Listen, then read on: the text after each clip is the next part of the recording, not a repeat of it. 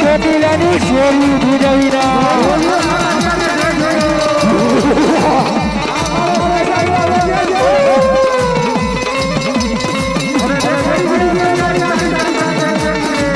તો મારો વાકાને તો કર્યો ભાઈ છોકરા વાડી નાખે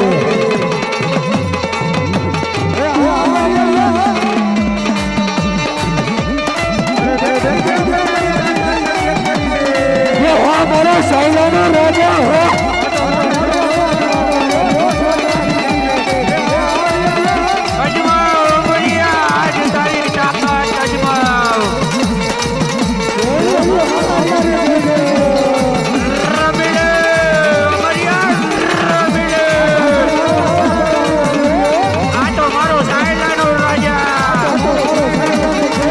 તો મારો વાકાનો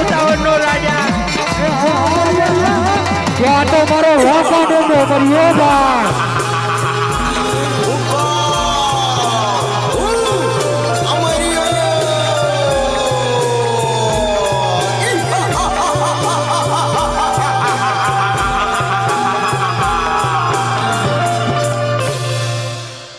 ₹33 કરોડ દેવીને જે ખબર નથી તો ચાલ હવે જીલણિયા તલાવે જાઉં અને 33 કરોડ દેવીને મારા મૂછના માવળે બંધેવાન કરું.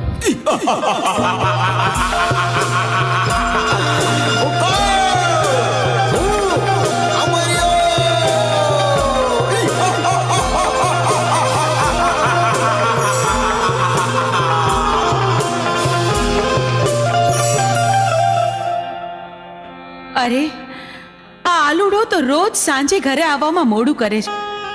પોઠિયો ચારવા ગયો પણ હજી આવ્યો નહીં. ક્યાં ગયો હશે? અરે દેવી, આલુડો પોઠિયો ચારવા ગયો હજી કેમ નથી આવ્યો? ખબર નહીં પ્રભુ. આ સાંજ પડવા આવી, આટલું મોડું થઈ ગયું છે તોય હજુ આવ્યો નથી. મને તો ભારે ચિંતા થાય છે. દેવી, ભસ્મ કણકણ અમીનો કૂપ લાવો. પ્રભુ, એ અમીનો કૂપો ને ભસ્મ કંકણ આલુડાએ હટ લીધી હતી ને, એટલા માટે મેં એને આપી દીધું. અરે દેવી, તો અનાથ થઈ ગયો. એ આલુડો એક માયાવી રાક્ષસ હતો. તમે ભસ્મ કણકણ અને અમીનો કૂપ આપી દીધો. ભસ્મ કણકણ માથે ચડાવ્યું, અમીનો કૂપ પી અને અમરિયા નામનો દૈત બની ગયો છે. દેવી,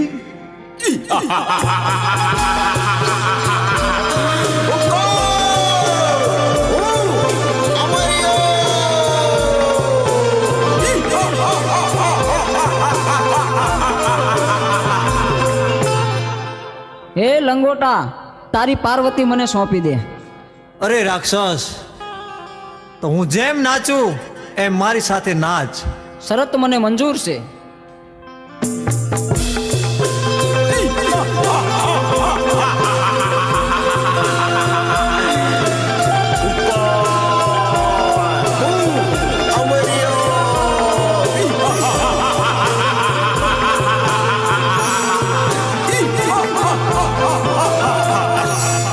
હા, લંગોટે મને નચવી અને મારું ભસ્મ કંકણ ઉડી ગયું તો મારું મોત નિશ્ચિત છે.